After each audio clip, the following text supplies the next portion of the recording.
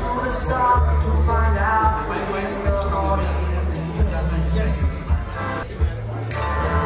I'm not willing to lay down and die because... But we're not done yet. This man, he got out there and he made it happen. Others did the same thing. And the person we honor next who did just that is CAPT Gerry Gouevia. I'm tempted to say some words about that because I came back from the annual not too long ago and oh my God, but you know, I'm not going to say anything. Someone, Miss Genevieve Prince-Klein, is going to step forward. Miss Genevieve Prince-Klein, please come forward.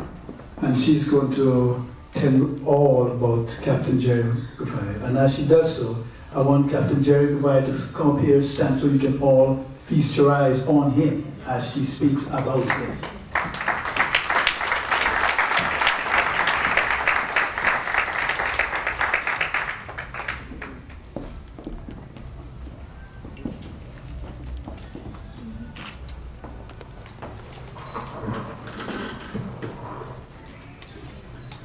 Mr. Master of Ceremonies, the President of Nasano, invited guests, it is with humility that I've been given this task to present to Mr. Gerry Gouevia a token of our appreciation from Nasano. But may I crave your indulgence at this point in time to do a synopsis why we have seen it necessary to honor Mr. Gerry Gouevia. Gerry, as we famously call him, or Captain Gouevia, started what was known as the New Guyana Man. The New Guyana Man in Guyana was when we all joined with our bags, leaving the city and traveling to different locations. I had a distinct privilege to being one of the trainee officers at the time, of which Gerry Gouevia, as we used to call him then, was one of the members. And that went back to 1975. If you look at us, please look at us remembering the years that have passed, and at the same time the joys that we have within the National Service, and thinking that I'm 39 and I think he's about 38 or 40, can't be older than that. Captain Gouevia is an ardent aviator who started his career about 33 or those years ago. Remember, he's still 39 or 40. His experience of aviation is traversing the Guyana and also within the Caribbean. Gerry knows the hinterland of Guyana, like how you will know to navigate your, what must I say, iPod or your phones. Any hour of the day, any hour of the night, Gerry was one of the pilots who knows Guyana. And with that in mind, one of the things we can think about is some of us came here and be deck boys on this big liner. Gerry remained in Guyana and is a captain of that ship. So I would like you to give a round of applause to that.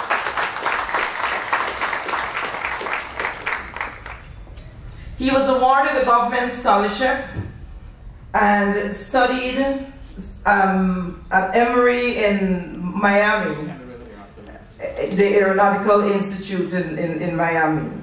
And from then on, he achieved so many awards.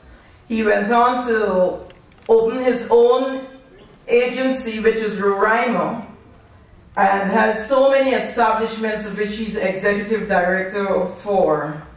And without every great man, there has got to be a woman. And he married someone who is within that field also. I know we're not honoring a female tonight, but all the females behind these men, they're honored, even though we have not put it down in writing. So let's give a round of applause to all the women who have made these men who they are.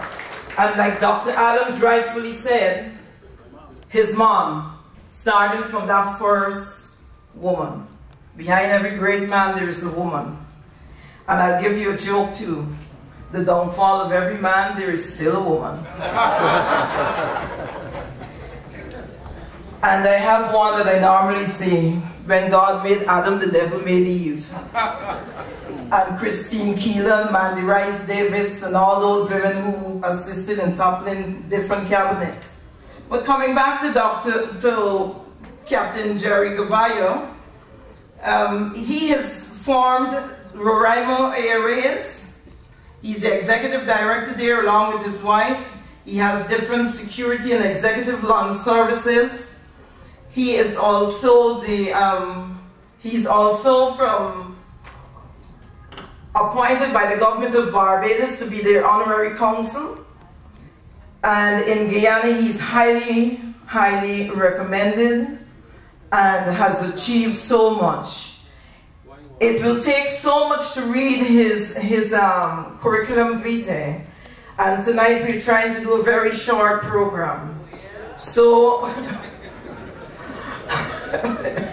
I like that heckling, Betty. So I'm just going to give you just a little of the things that he's right now involved in. He's the director of the Guyana Tourism Authority, director of Central Housing and Planning Authority, a member of the Traffic Advisory in the Commission of Police, director of the Gaming Commission, member of the National Competitive Council chaired by the President, member of the Guyana Export Promotion Council, director of the Carnegie School of Home Economics, member of the Law and Order Commission, member of the High Level Policy Committee on Crime of Security in the Ministry of Home Affairs. He's a member of the Indigenous People Commission, My Family, director of the Privatization Board in the Ministry of Finance, chairman of the Prison Sentencing Management Board, among others. When you see his resume, you will understand why tonight we have chosen Gerry Gouevia, who was one of the first staff trainees in the Guyana National Service, the new Guyana man. And we can really say as a pioneer, as a staff, he was a real pioneer. He had lots of opportunities that he could have done other things, but he stayed in Guyana. And he is a very successful individual.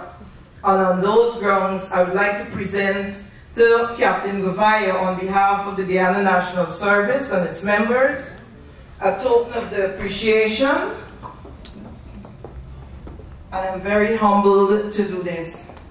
Captain Gouevia, on behalf of the Guyana National Service.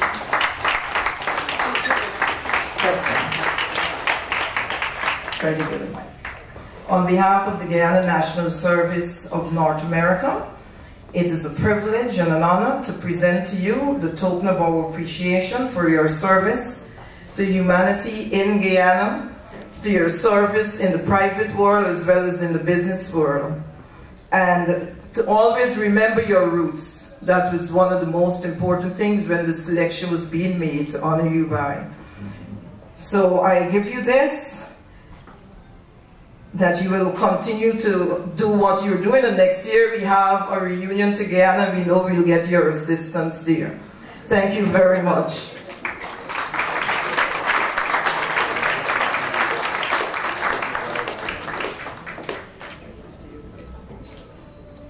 I just want to say that I'm actually very, very, very honored, and you're very right. You know, I always say that my wife is, in fact, you know, she reminds me of that song of the wind beneath my wings, and actually she is really the power behind whatever happens with me in my life as I embarked on my business career. And so she is the power behind everything that happens. Dr. Adams, I want to say to you, you know, how honored I am to be standing here when you left this podium, because I saw you so many times in Guyana, I saw you in Linden when I myself was trying to invest and create employment in Linden. I saw you there so many times, and I never read your resume, but I always knew that you conducted yourself. You were such a regal gentleman. I saw people respect you, and I saw the simple way in which you carry yourself, and you're really a man that we ought to be proud of. Ladies and gentlemen, could we give him a round of applause? I'm so very proud of him. I'm also honored, and I don't want to talk too much about Dr. Aguilar Griffith, but I'm so honored to be standing between two men of this gigantic magnitude, because I always believe that the greatest assets of Guyana is in the diaspora. And we see it here tonight. We see it, all of you here are Guyanese of tremendous value. And I can't tell you how honored I am that when I got the call from Colonel Desmond Roberts to say to me that I was selected as one of the 3 awardees here tonight, I could not believe the passion in which he spoke about this National Service Organization that still exists, because I don't know how many of you know my own passion for National Service, and National Service did in fact change my life. I went into National Service much against the wishes of my family, who wanted me to go to Canada. I was doing my A-levels at Indian Education Trust College, and they wanted me to go to Canada, and then to be rebellious, I went into National Service. And I met Colonel Roberts for the 2nd time there in my life. And I was telling him tonight, he had no idea of the amount of the significant impact he had in my life throughout those years. But the National Service changed my life. It really, really made me the new Guyana man. It allowed me to not only live the spirit of what Guyana is all about, the diversity. I grew up on a lodge housing scheme, and it didn't matter the color of our skin, our culture, whether we were Hindu or Muslim, we all lived there as one. But when I went into National Service, there was a spirit in National Service that was unprecedented. There was a spirit about not only my fellow Guyanese, but the grand magnitude of our country. And as I got old and I became a pilot, and I started to then navigate into the heart of the Pakurama Mountains and the Mazruni and Mabruma and the savannas in Lethem, National Service keep ringing in my head every day, and I'm so sad that there's no National Service in Guyana today. And every day and every time I speak publicly, I really say to the government of Guyana, you made such a terrible mistake in this ban the National Service. It's what the young people of Guyana needs. They need it. They need it to get them off the streets. They need them for them to start understanding what Guyana really means, to stand at attention when the national anthem is playing and be proud of it, and to say the pledge and be proud of it. And National Service did that. I also want to say to you what the mind of a man could conceive and believe he could achieve. And every day of my life since I left National Service, I believe that. And every day and every milestone that I move in my life, National Service was always there, kicking me along, telling me that if I believe it, I could achieve it. Colonel Roberts, I want to say to you, and I mentioned a little bit about him tonight. When I was a young, I taught karate when I was in high school, and I took my class to Chumachimari. And that was the first time I met Colonel Roberts. He was better looking in those days and younger. But he was the officer in charge of the Young Brigade of National Cadet. It was Young Youth Corps. It was a Youth Corps.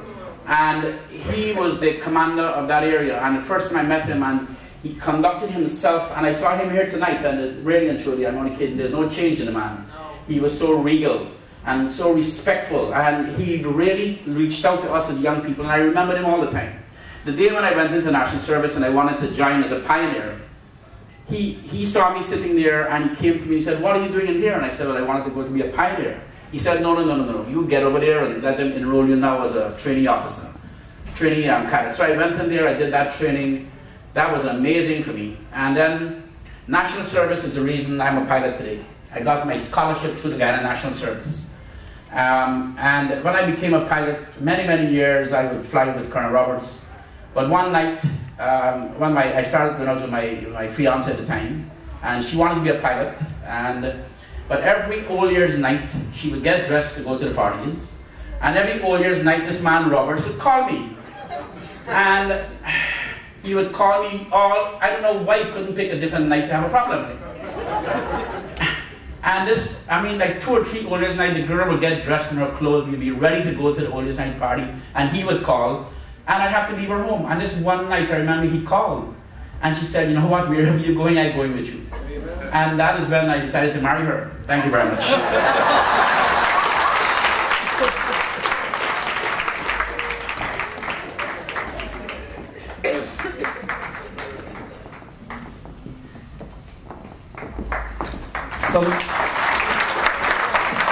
I think Jerry really deserves. I can call him Jerry now because you really give him the award. Oh, Lord. Ladies and gentlemen, I'm sure that as a member of the executive, when we sit down again, we'll be so pleased with ourselves because we made a decision to honor these gentlemen tonight.